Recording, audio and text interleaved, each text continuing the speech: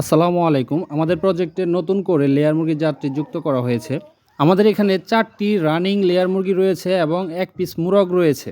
এখান থেকে বর্তমানে আমরা বীজ ডিম সংগ্রহ করতেছি। আপনারা অবশ্যই জানেন পৃথিবীর মধ্যে সবচেয়ে বেশি ডিম দেওয়া জাতগুলোর মধ্যে এই লেয়ার মুরগির জাত একটি। আমরা বাজার থেকে যে লাল ডিম কিনে থাকি, এই লাল ডিমগুলো হচ্ছে লেয়ার মুরগির ডিম। তবে লেয়ার মুরগি আমাদের চোখে পড়লেও লেয়ার যে মুরগগুলা রয়েছে এগুলো আমাদের চোখে সচরাচর খুব কমই পড়ে।